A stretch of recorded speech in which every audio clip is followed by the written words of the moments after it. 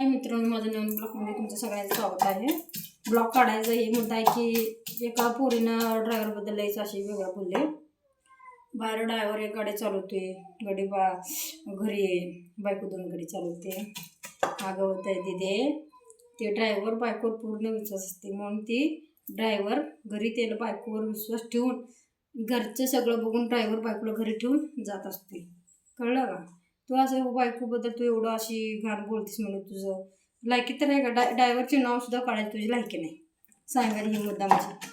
Driver कवा आपलं आई आजारी पडली, आपलं नवरा आजारी पडलं, मुलगा आजारी पडलं, तेव्हा ड्रायव्हर येतो म्हणून आपण जात असते.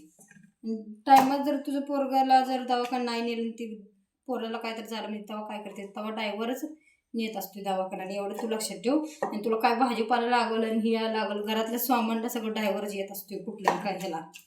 आणि एवढं असलं घाण बोलतेस, तुला थोडी तर लाज वाटते का असलं घाण बोलतेस? म्हणजे ड्रायव्हरबद्दल कधीच तुम्ही असलं घाण पंचाड बोलू नका. ड्रायव्हर व्हायला तुझं दोन काळजी लागते. आता माझा भाऊ बी ड्रायव्हर आहे. घरी आपल्या वहिनीला एकटीला ठेवून जात असते ती. का? त्यांच्या बायकोवर विश्वास पूर्ण असते म्हणून त्यांनी घरी ठेवून जात असते.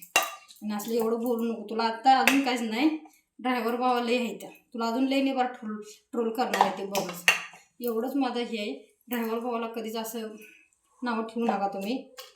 ड्रायव्हर भावाचं लईच वेगळं असते परिस्थिती. बायको पोरांना घरी ठेवून जाते ते. महिना 2 महिने त्यांना बायको पोरांचं थोडंसुद्धा बघत नाही ती त्यांनी. कळलं? मला एवढं सांगायचं.